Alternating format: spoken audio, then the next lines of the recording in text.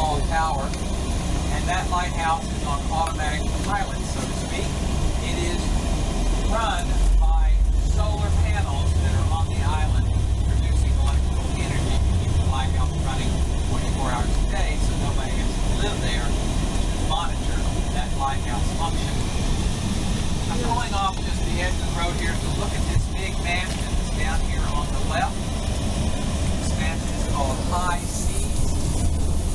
It's a 3-story brick and wood mansion right there next to the waterfront. That was built by a Princeton University professor, Rudolph Brunel. Professor Brunel was a widower with 5 children, and there was a story told. One, she knew about the beautiful summer high society season here, and so she said he would have to build her a beautiful home here in Bar Harbor, aka this beautiful mansion here, and set up here to do internships in biotechnology. Another, you might remember in the 1960s, a soap opera called Dark Shadows. Dark Shadows was about Barnabas and his family of vampires that went out at nighttime hunting. Well, they used the filming for the backdrop for that TV soap opera. They used the filming of High Seas as part of that TV show.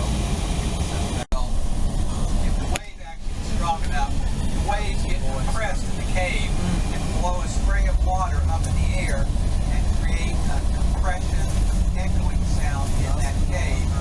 This morning, when I came on the first tour, people said it should be called Gurgling Gulch. We'll see if it's gurgling or whether it's thundering. I don't think with the wave action I'm looking at it's going to be thundering, but it is a beautiful sight to take beautiful pictures. If you choose to walk all the way down to the bottom of the steps to see Thunder Hole up close, then please be careful walking. The rocks are very irregular and you might trip, not watching where you're walking. There is an overlook and a ramp that will take you to the overlook, so you don't have to walk all the way down if you have any mobility issues.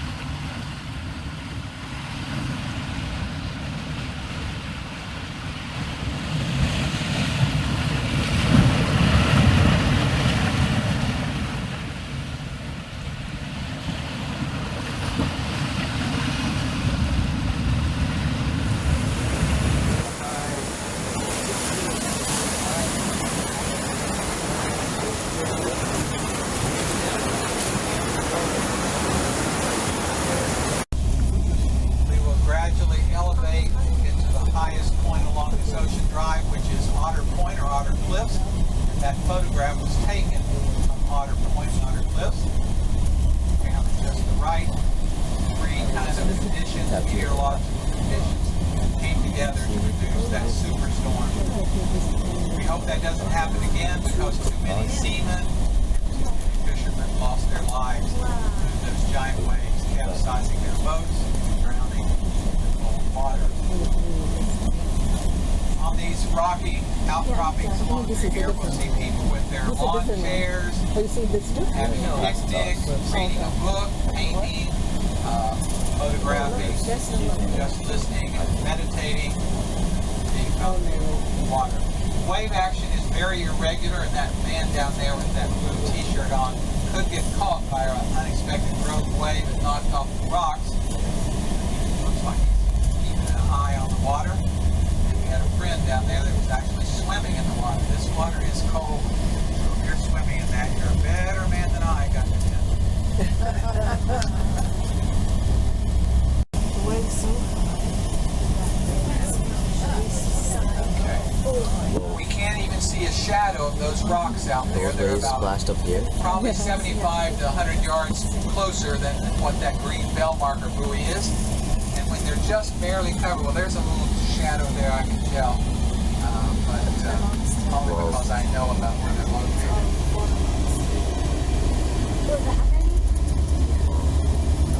I cannot imagine what those waves during that perfect storm were like. I wasn't living here then, so I can't speak from personal experience. So the French were here and they did fishing industry because seen in that was filmed at Otter Cliffs there. I don't know if anybody had any sightings of Leonardo DiCaprio during that filming segment here, but that was a movie that he starred in.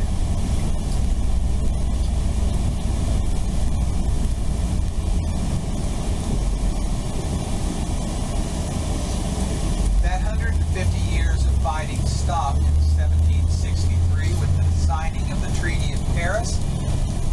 That treaty then converted this to a British territory. The British citizens moved in and they discarded all those Acadian people. During that time of the British occupation of this area, the King of England did not, as we are right at high tide.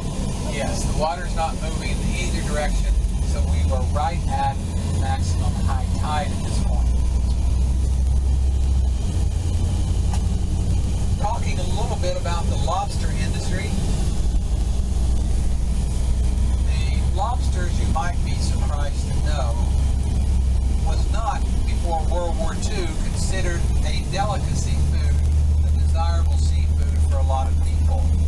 It was food that only generally poor people ate. And there's actually a true story, an incident in a Maine prison before World War II, where the prisoners rioted because they were sick and tired of eating too much lobster. Pieces of rotting herring or other kinds of fish that the lobsters will be attracted to and go into the trap. It is assumed, early on it was assumed, that lobsters, once they got inside the trap, either the outer chamber or the inner chamber would not be able to figure their way out of the trap.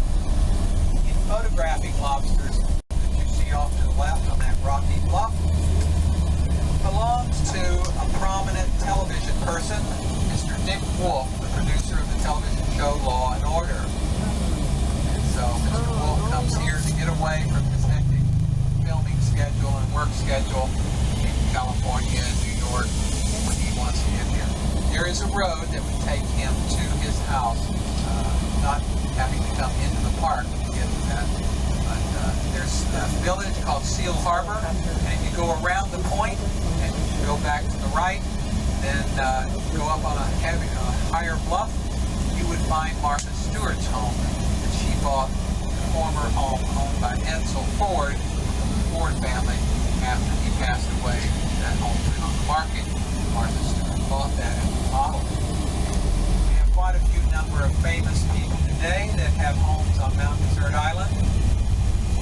Hiking up there on the lower left side of that. And they did not climb up the face of that rocky cliff there. They came around the backside on a much more shallow hiking path, not so elevated. There are two of these bubble mountains. They are dome-shaped. What we're going to see on this mountain is what's called a glacial erratic. A large boulder left on the edge of this mountain was left by the glacier in a very precarious kind of spot. And this is called bubble rock. We get up here to this opening view looking up to the left. On the right side of the mountain, you can see silhouetted against the sky bubble rock. That rock is about the size of this van. It weighs 17,000 pounds. It's a very popular hiking. It has been there for 17,000 years since the glacier left it there. Eagle Lake supplies the town of Bar Harbor with its water, so there's no swimming in Eagle Lake either. There are ponds and lakes on the island you can swim in, and they're quite comfortable to do that. Shortly we're going to turn up Summit Mountain Road, Cadillac Mountain Road, to the top of Cadillac Mountain. This 3.5-mile road goes up, winding around, not made for big buses or even so much of these like these vans, but originally was made as a winding road for carriages and wagons. The horses could go up and down the mountain. This mountain was not originally named Cadillac Mountain. That happened in 1929 when this was purchased and added to the park property. It went back, Cadillac went back to the early French history of when a French nobleman by the name of Antoine de la Motte Cadillac was given this island as a land grant by Louis XIV to come here to start settlements and new industries. This mountain is the highest mountain next to the ocean, all the way down the Atlantic Ocean to the country of Brazil. You will not find a higher mountain anywhere along the coastline of the Atlantic, all the way down to Brazil.